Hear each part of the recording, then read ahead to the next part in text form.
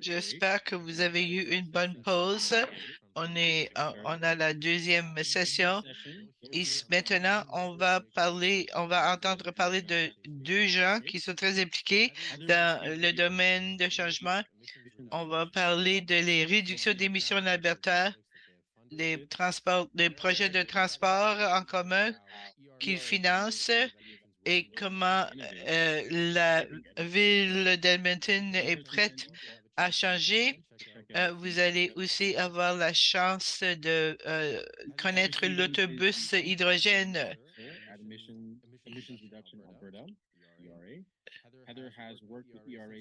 Les deux ont travaillé depuis le début à la transformation de l'association pendant 12 ans. Heather est responsable pour le financement, la gestion du portefeuille, gestion des contrats.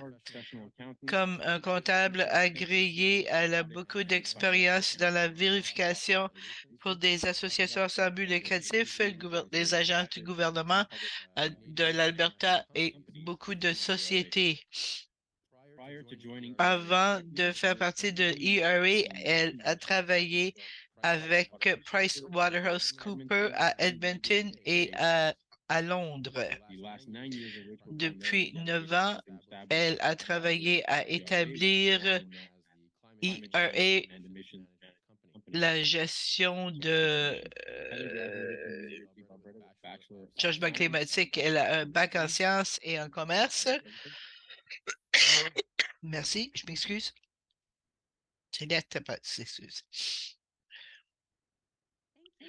Merci de m'avoir invité.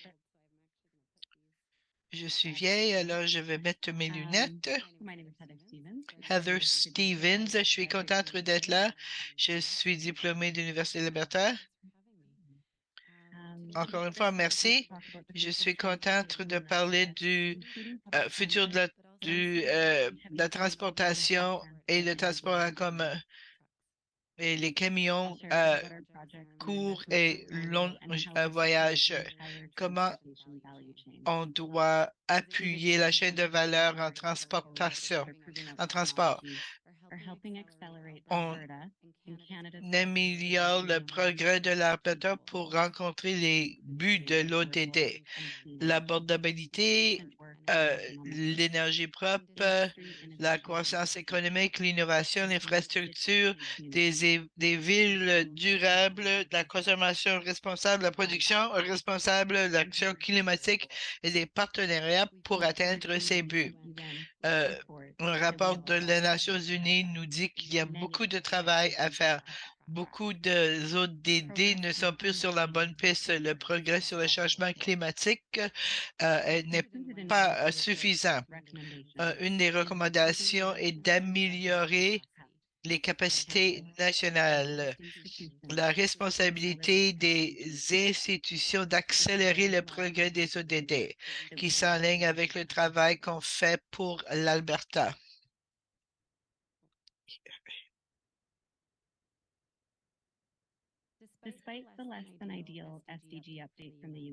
Malgré ce que les Nations unies disent, on peut être fier de beaucoup de choses dans la réduction d'émissions en Alberta. Pour mieux comprendre, j'aimerais parler des projets qui ont beaucoup d'influence ici et ailleurs. Vous allez trouver des camions électriques qui vont voyager entre Calgary et Edmonton. Ils vont pouvoir aller pour 700 km, mais c'est plus que cela. C'est aussi les stations de hydrogène pour ces camions et l'énergie Suncor qui génère l'hydrogène nécessaire. Cette technologie est clé pour le secteur de transport pour déplacer du cargo sans brûler du diesel. Pour continuer sur la question d'hydrogène, Canadian Pacific se prépare à installer un train avec des stations pour pouvoir fournir ce système. Et ceci est très innovateur. CP est en train de rénover ses wagons et donner une nouvelle vie à ces engins. Ceci est important parce que CB, c'est 30 000 unités. On va du vieux au nouveau. CP pense avoir 3 des locomotives à l'hydrogène cette année, de enlever la carbone, qui est la source des émissions les plus importantes, requiert une transformation essentielle. Mais c'est plus que ça. CP fait le travail nécessaire pour faire la conversion. Le projet peut créer de nouvelles entreprises. Il regarde la possibilité d'avoir beaucoup de demandes de CP pour plusieurs unités, sans parler de toutes les autres compagnies ferrières au Canada.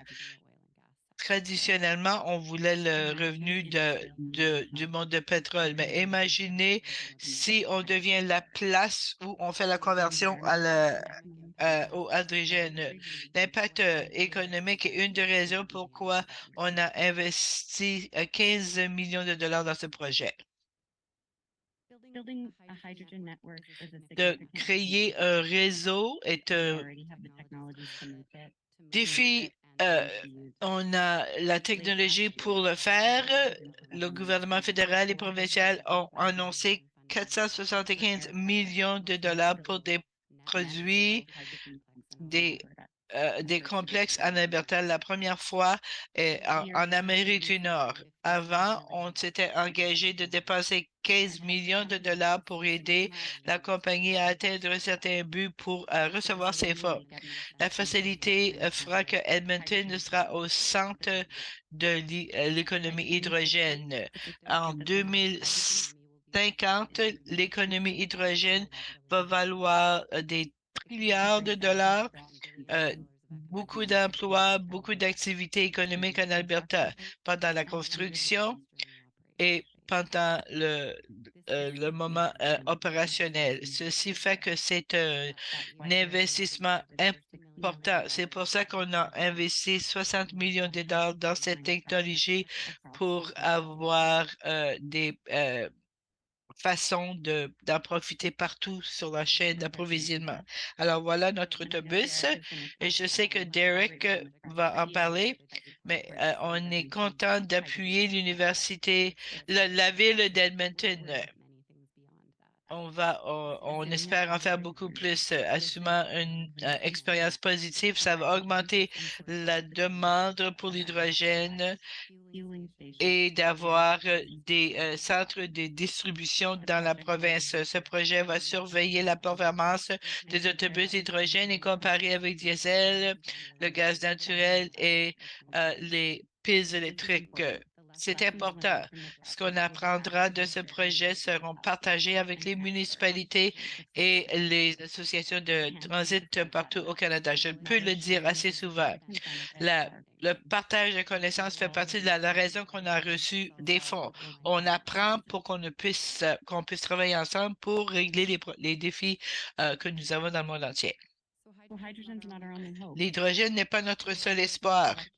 On parle de l'électrification. La ville de Calgary a des autobus électriques et des façons de charger rapidement.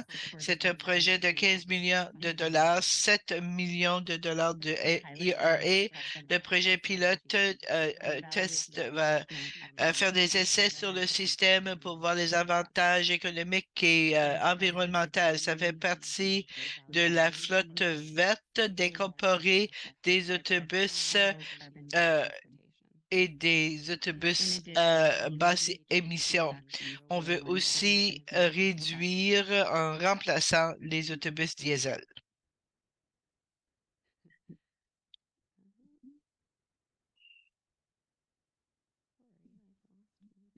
Je m'excuse, j'ai perdu ma place. Le projet va aussi augmenter la capacité de l'autobus électrique. En février,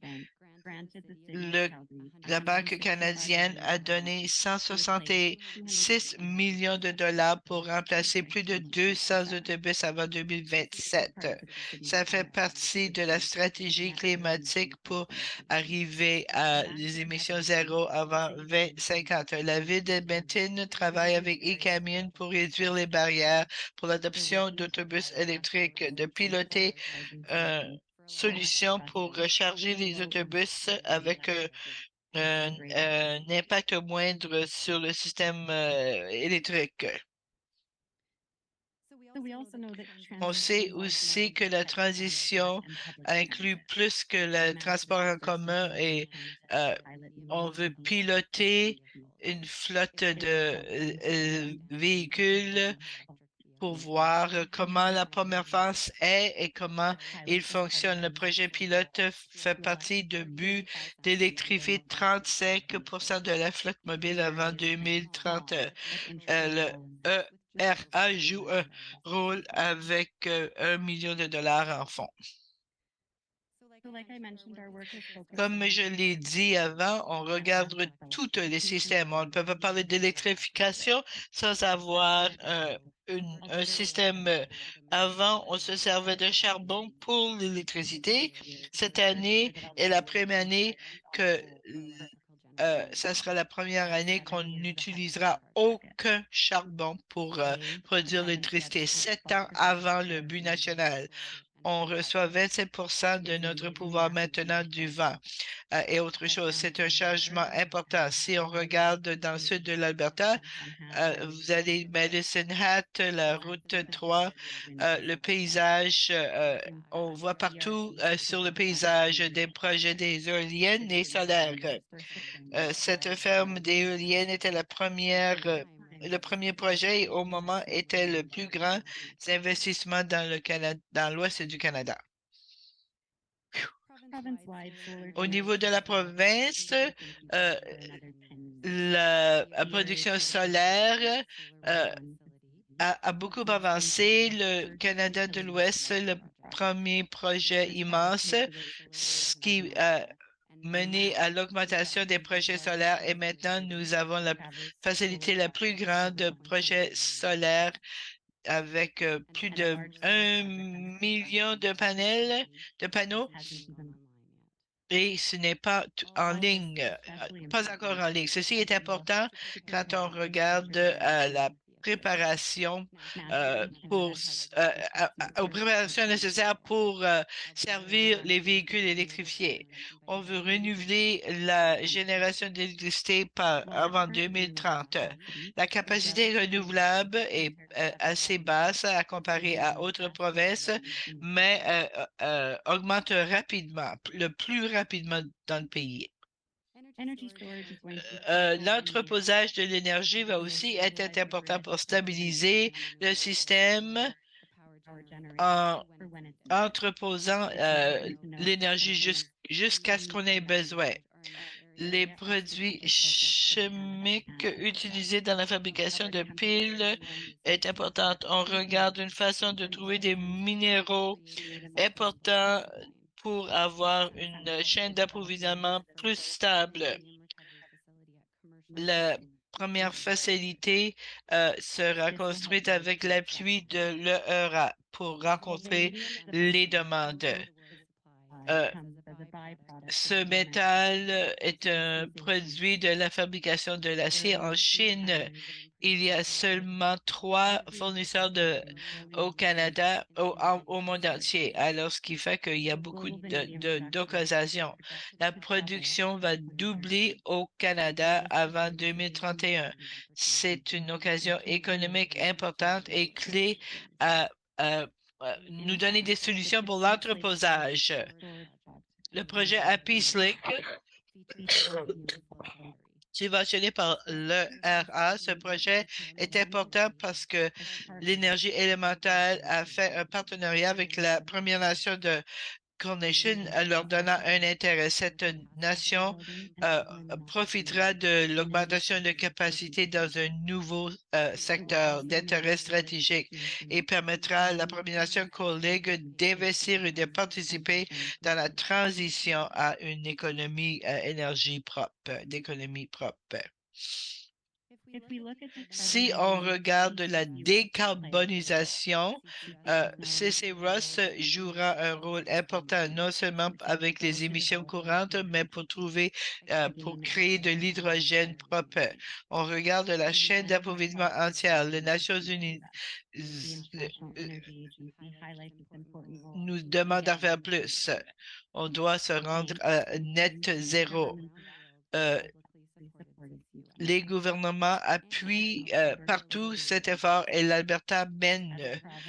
En tant que province, on s'est engagé à 150 millions de dollars pour financer des projets de recherche et développement et a aussi créé un climat réglementaire pour aider cette croissance et l'espace pour l'entreposage permanent. La géologie de l'Alberta est une bonne place pour séquestrer le CO2. On a un projet immense en Alberta. La conversion de la carbone que vous voyez est une facilité unique pour faire la recherche et démontrer des prototypes et atténuer les risques. À jour, Shell Quest, qui capte le CO2 des raffineries, a capté 600 000 tonnes. C'est de grands succès pour faire la capture à une échelle industrielle, L'été passé, on s'est engagé à des études qui pourraient mener à 20 milliards de dollars d'investissement si toutes ces facilités sont construites. La génération de pouvoir, le ciment, l'engrais, des produits forestiers, non seulement l'huile, l'industrie pétrolière. Ici, on voit à Lafarge une usine de ciment. Beaucoup de vous qui visitez les Rocheuses voient ce site. C'est la plus grande usine de ciment au Canada. Beaucoup de ces projets représentent la première étape de planification qui veulent être en opération avant 2030 et s'enligne avec le crédit d'impôt avec des investissements. L'alignement est clé. Cet investissement non seulement créera des projets prêts pour des investisseurs, mais partager les connaissances sur le potentiel de réduction et la stimulation économique. Le cri d'appel pour zéro net devient de plus en plus fort et souligne le besoin qu'on a d'en faire plus. L'Alberta en fait déjà beaucoup plus, mais on doit le faire plus rapidement. On ne peut pas éliminer la lacune entre la réalité et l'aspiration de ce qu'on veut d'ajouter de la valeur à notre économie. On ne peut pas éliminer cette lacune sans travailler ensemble. Tout secteur d'industrie, tous les gouvernements, on doit s'aligner pour des buts communs. Nos stratégies et nos tactiques, on doit continuer à innover, à inventer, à investir. On doit apprendre un de l'autre à ce qui fonctionne et ce qui ne fonctionne pas. Il y a beaucoup d'argent qui circule là où l'Alberta est connue comme étant leader. Ensemble, on peut rester au-delà ou au-devant de tout cela et y arriver plus rapidement. La majorité commence avec les résultats. Moi, je le fais à la fin. On a appuyé la transition. Notre travail vise la réduction d'émissions et de faire croître l'économie de l'Alberta. On a investi dans beaucoup de projets pour accélérer la technologie innovatrice. On pense que la seule façon d'atteindre nos cibles, c'est en collaborant avec tous les secteurs et tous les gouvernements. On est fiers de ce qu'on a accompli à date. En plus des projets de transport que j'ai soulignés, nos investissements aident à mettre des drones, à semer des arbres là où c'est difficile à faire, de réduire les émissions pour le bétail, de profiter sur nos connaissances dans l'industrie pétrolière, de être conscient de la méthane et d'être utiliser des satellites, etc. On s'est engagé à 855 millions de dollars pour 245 projets d'une valeur de 7 milliards de dollars. Nos financements est de 7 à 1. C'est très important. Ceci démontre qu'il y a un besoin pour les technologies que nous encourageons. S'ils fonctionnent, ils seront viables financièrement. Notre portefeuille va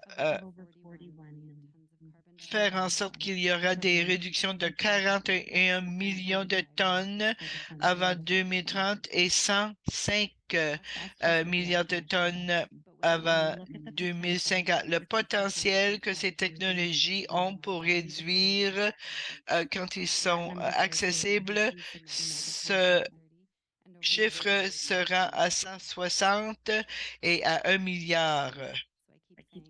Alors, je répète, nous mettons déjà au travail. Nos investissements vont générer 33 000 nouveaux emplois et contribuer 4,9 milliards de dollars au PDG. Ceci augmente à 43 000 et 6 milliards. Nos investissements valent 200 millions de dollars en avantages économiques pour l'empêchement d'endommagement climatique, de poser des gestes, d'augmenter les emplois nous aide à créer un meilleur futur pour tout le monde et contribue au but de l'ODD. Alors, nous avons la technologie, les gens, l'engagement. Comment aller plus vite? On doit investir dans nos systèmes pour assurer qu'ils sont efficaces et responsables d'une façon environnementale. On doit investir dans les systèmes de demain pour un monde zéro. On doit bien comprendre la piste que nous devons suivre pour que l'industrie puisse créer des plans d'action sains. Les gouvernements doivent avoir des politiques et des règlements utiles. La collaboration entre les gouvernements aidera à créer un environnement où il est plus facile de prendre des risques. Seul rien ne fonctionne. On a besoin de tous les aspects en place pour réussir. La bonne nouvelle, c'est que beaucoup, c'est pas tous, de ces pistes sont déjà identifiées et connues. Se rendre à l'énergie propre est nécessaire, mais on est en route. Ça va prendre une vision, de la patience et de la ténacité, des choses que nous avons. Alors, merci beaucoup et je passe le micro.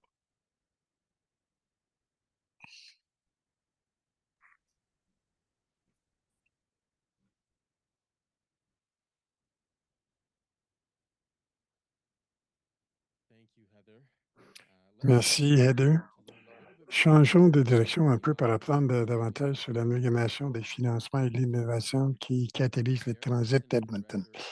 Bill Canton, c'est le directeur de l'entretien des flottes de transit. Et Dermot, c'est un leader accompli avec 10 années d'expérience sur le passé, plus qu'une décennie dans le secteur énergétique. C'est une manière de projet pour le comité de Hydrogen, bon, le vice-président de Citrix Bureau Commission Bus Committee, l'association de collaboration relative Emission Buses, vice-président et l'advocacy de réserve et membre de CETA sous comité d'entretien, développer les leaders compétences et les force de travail efficiente, c'est l'extinction de dans l'énergie, le cycle de vie, réduction des émissions et les conditions des flottes.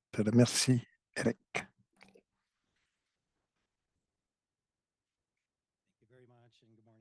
Merci beaucoup tout le monde. Plaisir d'être ici. Il faut admettre que je suis un peu nostalgique un peu ce matin, mais j'étais aussi un gradué de l'Université d'Alberta. Salut Amélie. En fait, c'était un couple de décennies que j'ai dit dans Western Hall, alors sans parler un peu de mon âge, c'est vraiment très bien d'être ici.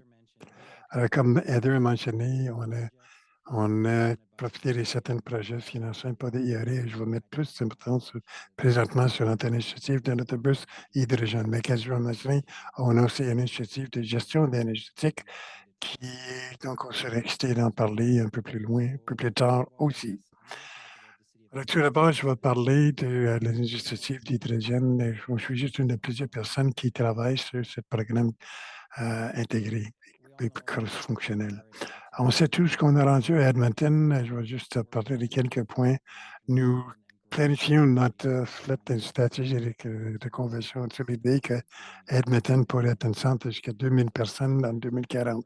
La question de la façon dont nous planifions nos facilités dans le transport, on garde ces chiffres-là en tête. Je vais vous montrer surtout aujourd'hui notre programme de transition hydrogène pour les transports publics. Et question de notre système présentement, on couvre 140, 125 km par jour et c'est assez pour faire un voyage à la Lune et de retour 58 fois. Notre système aujourd'hui, on a plus que 1000 autobus, qui inclut des autobus de 40 places, des autobus articulés de 47, des autobus de 30 pieds, et des transports par autobus.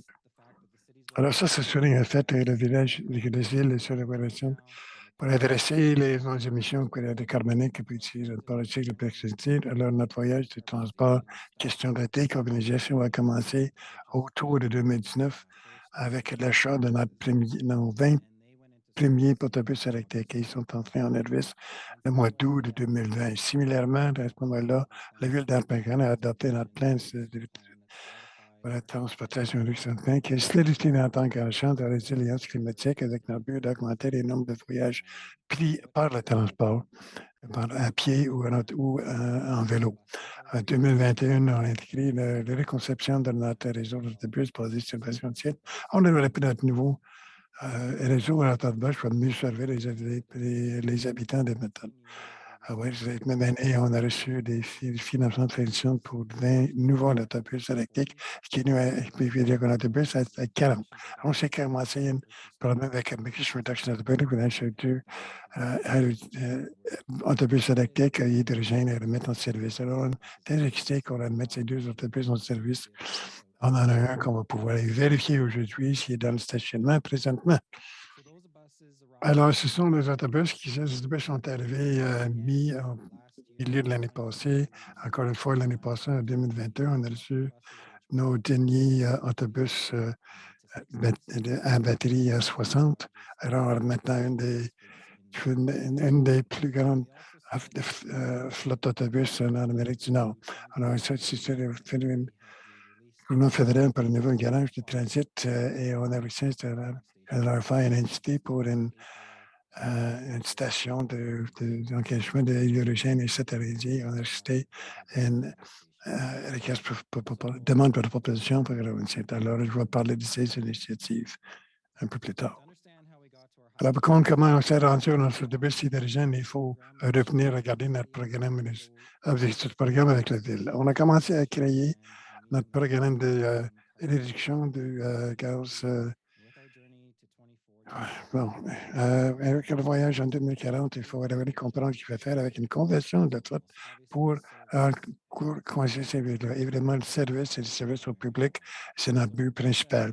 Alors, ça veut dire quoi pour faire une transition d'une flotte et comment on fait avec les excédents? Il fallait considérer les considérations d'infrastructure, regarder qu'est-ce qui est exigé. L'autobus, c'est la partie facile, elle est tout en arrière, le pire de ça, pour appuyer la grande sirène, et vraiment là où il y a beaucoup de d'embûches se pointent. Et là, regardez l'impact opération. Alors, qu'est-ce que ça veut dire quoi pour opérer ces véhicules dans un climat nordique? Et finalement, qu'est-ce que l'électrification veut dire dans un climat nordique? Alors, on a des températures jusqu'à -30 ou -40. Alors, notre électrification des voitures a commencé avec des autobus à batterie. On a plusieurs flottes, on a plusieurs visiteurs qui viennent quasiment tous les semaines pour visiter nos programmes. On a l'avantage aussi d'avoir l'entreposage contrôlé, le climat contrôlé. On a d'autres municipalités qui ont un mélange de stationnement intérieur-extérieur. Tous nos autobus sont stationnés à l'intérieur. Alors ça, c'est un avantage. Alors, on va c'est un programme spécifique avec des éléments qu'on croyait importants pour les opérations. On voulait éviter l'idée d'avoir une flotte à l'intérieur de la flotte. On voulait la flexibilité des opérations et on ne voulait pas avoir des véhicules diesel sur certaines routes et des véhicules électriques sur d'autres routes ou d'autres systèmes de propulsion qui traversent sur certaines routes. Pour l'avantage des conditions, évidemment, le contrôle des coûts était très important. L'idée qu'on voulait vraiment avoir les autobus avec une portée très longue. On pensait que la portée était intéressante, on voulait la flexibilité d'horaire aussi. Alors, on avait toutes nos recherches à l'Internet. On va éliminer la pression qu'on va sur la route pour quelques raisons. On ne voulait pas avoir dans notre climat un infection qui pourrait exposer aux aliments et potentiellement, il y aura manquette et vouloir avoir un impact sur le service et nos horaires. Et tout simplement, juste choisir notre sélectionner, faire la conversion. Penser que de l'argent, trouver que de l'argent, c'était de l'argent. Et on voulait avoir une opération de propulsion agnostique. Alors, revenir ne pas avoir une flotte à l'intérieur d'une flotte.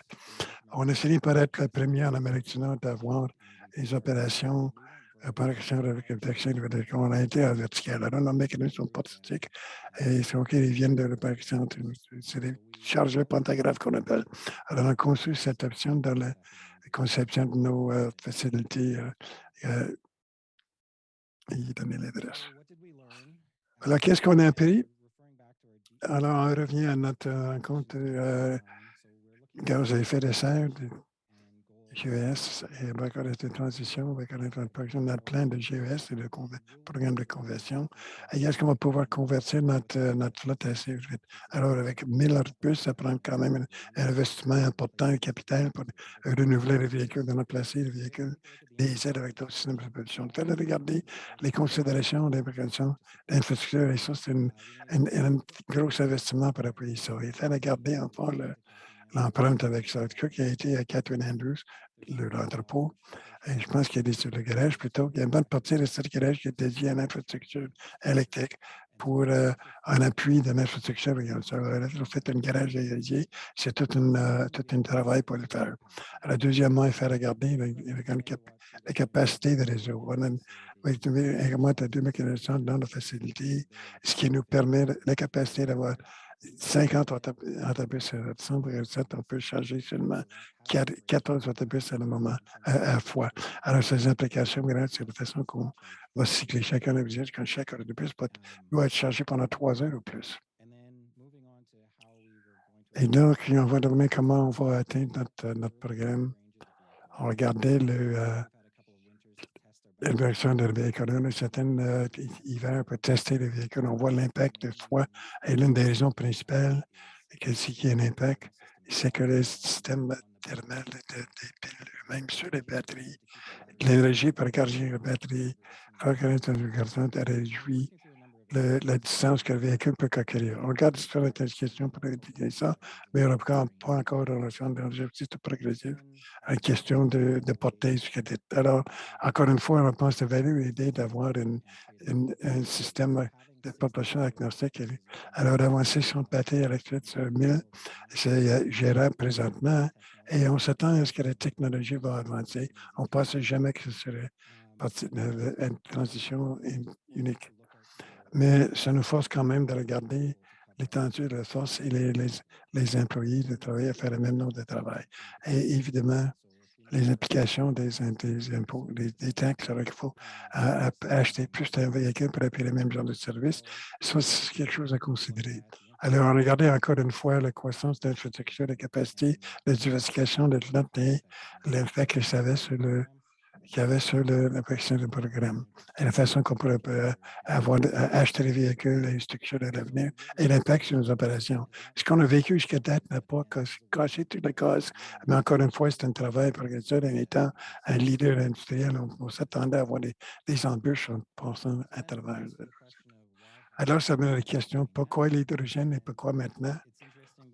Et c'est intéressant parce que il y a une économie hydrogène émergente dans la région. Je pense qu'on a une discussion émissionnée pour être un fournisseur d'hydrogène dans le cité d'Edmonton. Alors, on regarde le marché émergent. On a passé le boom and bust dans le secteur de l'industrie énergétique, on produit d'hydrogène dans la région depuis quand même un bon moment, ayant de l'expertise en même temps à travers le secteur pétrochimique. Alors, on pense qu'on a une position unique pour être leader dans ce espace. Les technologies évoluent dans le secteur énergie. Il y a eu des avancements sur la technologie. Für le fuel cell, parce que c'est un autobus batterie électrique, mais il y a une infrastructure électrique qui agit comme un générateur dans le site et continue à charger la batterie plutôt que de ramener au dépôt et utiliser les chargeurs existants. Ça ne se charge pas en route. Alors, il y a une point électrique, encore une fois, on n'a pas une énergie à combustion interne, comme sur les véhicules diesel. Alors, c'est une nouvelle technologie. Beaucoup d'énergies arrivent en Amérique, comme par exemple à Oakland et Palm Springs. Ils gèrent les véhicules de cellules hydrogène tout à fait le flotte principale. Alors, on regarde l'économie étudienne, on comprend le potentiel pour nous aider à atteindre nos buts de réduction d'émissions. Et les oxygènes peuvent être utilisés dans le transport, les véhicules agricoles. Comme zéro avec le plus sur les eaux et le sud d'émissions sur production, en fait, c'est de l'eau ou de vapeur. L'autre chose qu'on va faire cette année, c'est qu'on va commencer une pilote pour tester les technologies duelles. Alors, on va faire un étude de notre 927 avec la région industrielle, avec une compagnie locale ici, à faire une potence directe d'hydrogène afin de réduire l'émission et la conception de diesel au sein de notre groupe de diesel. Elle aussi qui est Heather, je s'en viens. Les Emission Reductions Alternatives, c'est une opportunité qui est devenue la commercialisation des innovations technologiques en Alberta. Et on a été définitivement profiter de ça. Le Bureau Zero Emissions Hydro Transit, donc je fais le de projet, c'est un projet coopératif où ce que nous, à Edmonton, on a obtenu le projet, mais il y a plusieurs projets extraordinaires. Il inclut Index Reductions Alberta, le gouvernement de Canada, Canada Low Carbon Emissions Fund, et je voudrais important ici, c'est Transition Accelerator qui offre des expertise un architecte qui a fait la gestion de projet et des producteurs de Suncor qui nous fournit l'essence et l'alliance qui facilite le projet électrique. Il y a beaucoup de personnes et les personnes ici à l'Université d'Alberta, ils ont été extraordinaires question de collecte de données et comparer les différents systèmes de propulsion au sein de notre centre. Heather a mentionné qu'il y a une étude qui est en cours qui étudie la différence entre diesel électrique et hydrogène et gaz naturel comprimé. Ils ont acheté des variantes de collecte de données sur les autobus et ils utilisent ces données-là afin de former un peu notre stratégie dans la convention des autobus à Londres. Il y a plusieurs autres groupes qui sont ici, avec le Dr Grisé, qui fait du travail pour nous aussi, avec nous. L'autobus, le New Fly, préparation d'affaires, la cellule, et évidemment la température de VTS, le ville de Cagliari et Brent Road Transit. Alors, c'est un autobus qui implique des missions de service, des autobus électriques. Oui, encore une fois, qu'on espère qu'on compte aller dans le service de revenus cet été. Et le financement qui est approuvé sur ce projet-là était un peu plus que 4,6 milliards de dollars sur le défi de ERA Shovel Ready. Et ça va nous aider à développer un plan de transition avec les 4 agences de transport public. Ça, c'est une survol de l'autobus elle-même. Ce qui est sur lui est ici. Alors, c'est un autobus de 40 pieds de New Flyer. Oui, oui, c'est vrai, il y a euh, le moteur de 45 kW a une portée de 480 km et c'est probablement le potentiel d'en faire davantage. On a fait certains tests initiaux et des tests nous montrent évidemment que même dans un climat hivernal, le boss nous donner la distance qu'on recherche pour rencontrer nos exigences. Alors, l'année passée, quand on a reçu l'autobus, l'importance le plus important, c'était la formation des employés. Vous pouvez imaginer les techniciens qui sont d'habitude de travailler sur les moteurs de combustion interne vont travailler maintenant sur le fuel. Ça va être un changement énorme dans la formation et l'augmentation de nos capacités au sein de nos employés pour le programme instantané technicien, parce que nos techniciens, d'habitude, c'est des personnes curieuses et ils veulent mettre la main là-dessus puis de travailler sur la technologie. Alors, ça nous a aussi impliqué de rétrofiter de peinture dans les garages pour pouvoir accommoder les contrôles de sécurité en a besoin pour des véhicules de hydrogène. Alors, on a gardé l'extraction ici, ce qu'on voyait avec le version de peinture. Je remarque que sur la construction a commencé là-dessus le mois de décembre 2022 et la facilité a été mise en service le mois d'avril cette année. Alors, ça inclut les améliorations dans la ventilation pour les préventions, l'immigration des gaz à l'extérieur, l'installation des pièces de détection et radiation avec des aromates audibles et visuels, ainsi que la ventilation additionnelle et des mises à jour électriques pour la facilité.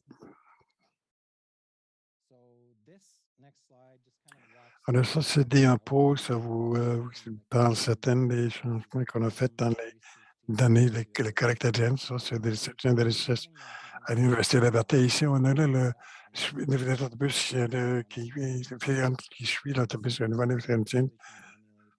Alors, on essaie de vraiment améliorer que le bus suive avec les passagers et comment ça va avoir un impact ou regarder. Ouais, ça, c'est un service en revenu. On voit bien aujourd'hui, on a des températures jusqu'à à moins 20 degrés. La bonne chose pour moi, c'est qu'on a une tierce partie à l'Université de l'Alberta qui collecte et nous offre les données, chose qui nous amène maintenant au conseil comme des collections de données en interne, mais c'est une tierce partie qui valide tout ce que nous voyons. Ça, c'est très bien si on regarde le TFC, c'est le consommé d'un circuit avec les 4 kilogrammes. Et le sur le choix d'études, c'est 37,5 kg. Alors, pendant à peu près 100 km, c'est une montre qu'on va avoir plus que 400 km avec l'autobus qui va rencontrer tous nos besoins.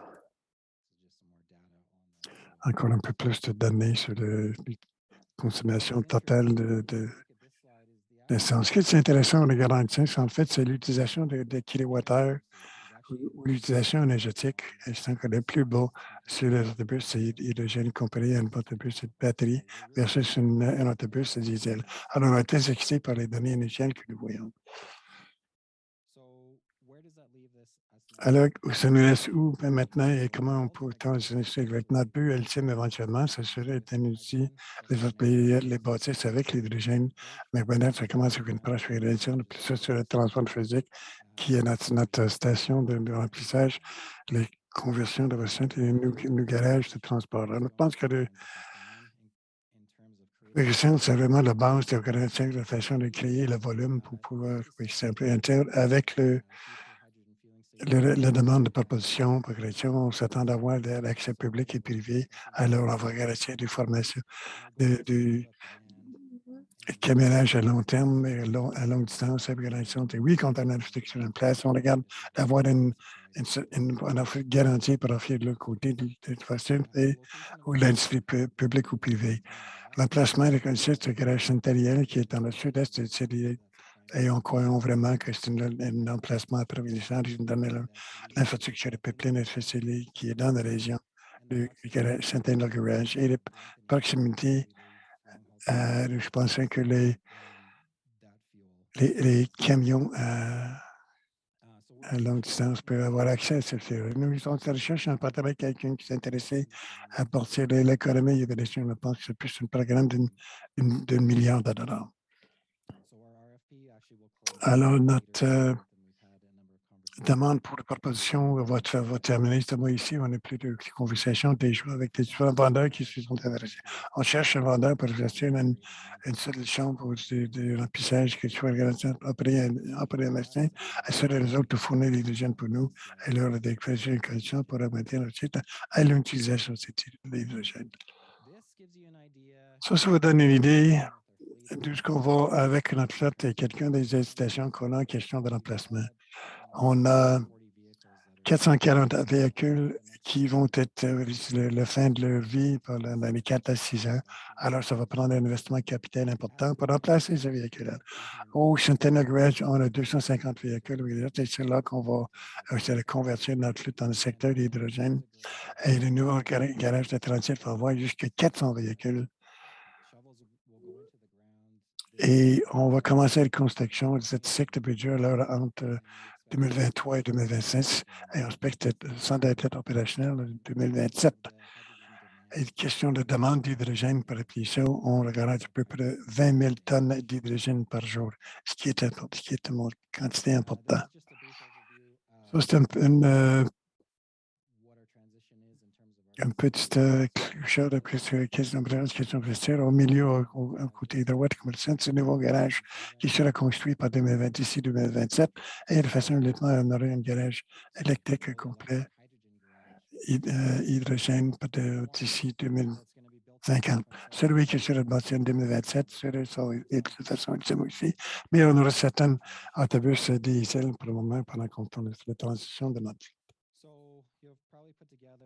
Alors, le problème a compris qu'il y a plusieurs opportunités qu'on a considérées dans le secteur de l'hydrogène avec cette énergie, beaucoup plus que le transit, mais je pense que le transport, c'est important pour les investisseurs de voir le potentiel avec le chien pour les conversions. Maintenant qu'on commence avec seulement 2 autobus, imaginez l'impact que ça peut avoir dans notre ville et plusieurs en une flotte de 500, 900 ou même 1000, 2000 autobus qui gère le sous-produit de l'eau. Il faut qu'on ait évaluer la croissance de ces fait ça avec l'avenir.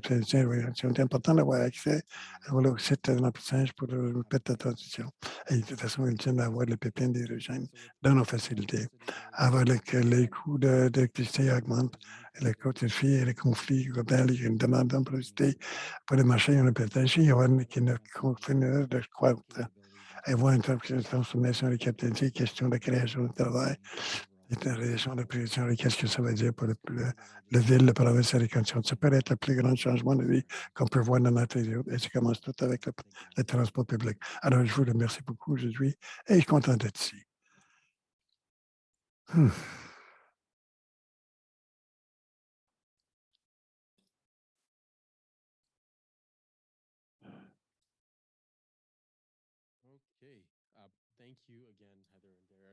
Merci encore, Heather et Derek, pour vos présentations et de partager un peu plus de façon que vous appréciez l'innovation et l'intégration initialement et sur le niveau provincial. La personne qui prend ce transport c'est un accident pour moi. On a quelques minutes maintenant pour les questions. Alors, venez voir, s'il vous plaît. Et là, on va peut-être aller chercher une de ces questions-là.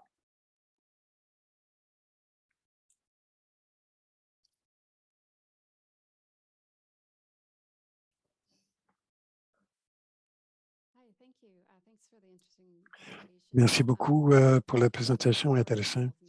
Je suis curieux par question pour la réduction de la place pour le fil d'entente. Donc, des méthodes de réussite, vos indicateurs clés de performance, l'environnement social et gouvernance. Et surtout, évidemment, je pense qu'on comprendrait, il y a beaucoup de questions environnementales. Moi, je viens du secteur de développement international. L'extraction de minerais, globalement, pour remplacer des batteries à des enjeux énormes du Congo à l'Amérique pour croiser la demande pour des batteries, pour les composants. Donc, les batteries sont faites. Et question de chaîne de fournisseurs d'approvisionnement, il y a ces normes, c'est un indicateur clé des ODD aussi. Je sais qu'il faut attaquer ça en ensemble. Je suis curieux de réduction d'émissions Alberta, des choses qui viennent avec les villes d'Edmonton, là, c'est maintenant. Est-ce que vous le faites déjà ou est-ce que vous avez quel genre d'indicateurs, questions sociales et de chaîne d'approvisionnement pour les composants qui vont dans l'autobus, les batteries et toutes ces choses qui, évidemment, on met ça en alerte. Mais qu'est-ce qui nous manque et qu'est-ce qu'il faut surveiller et quels sont les défis à faire le suivi sur ces phénomènes? C'est parce que c'est une question extraordinaire. Vous savez, je pense que la chose importante, c'est qu'il y a une belle occasion pour le Canada et surtout Alberta pour être un petit joueur important dans ce qui se passe avec les ressources que nous avons. Il y a certaines technologies que j'ai mentionnées, qu'on regarde des minerais de mer et d'extraction des minerais pour le développement des ressources qui ont déjà eu lieu. Il y a aussi un peu de certains développements autour de carbone de la nature et d'autres composants, des batteries électriques qui se reproduisent ici en utilisant une technologie de capter et reposer le carbone. Je pense ce qui est très important, c'est d'essayer de regarder ça. J'ai mentionné ça à quelques reprises. Toutes les questions des chaînes de valeur, des chaînes d'approvisionnement soient livrées dans des régions qui sont des environnements régulateurs, des politiques de ça. Nous préoccupons du monde, nous préoccupons des droits humains. Alors, je pense que c'est une belle occasion que le Canada doit faire sur là. Il travaille sur des stratégies. Alors que ça devrait être une grosse effort dans les quelques années, surtout dans les juridictions où est-ce qu'on peut faire une bonne différence. Oui, très belle question. Même un commentaire aussi à rajouter plutôt que nous cherchons de façon à réduire notre empreinte de carbone. Et si nous regardons qu'est-ce que notre bus de diesel produit de carbone, c'est à peu près 3000 vies de tonnes de carbone sur ce cycle de vie. Alors, on peut éliminer ça des perspectives d'émission d'autobus seulement. Là, vous parlez de valeurs complètement, d'où viennent les batteries. Évidemment, il y a beaucoup de débats autour de qu'est-ce qui va créer vraiment de l'électricité. Elle a parlé de plusieurs initiatives à Alberta. On avait l'électricité auparavant, on se fiait sur le charbon. Où est-ce qu'on va l'électricité? Où est-ce qu'on a la technologie pour la batterie? On est conscient de ça, mais ça nous donne en fait une occasion de tester les technologies. Est-ce que ça fonctionne dans notre climat et est-ce qu'on a vraiment un impact en termes de ce que nous produisons dans la région?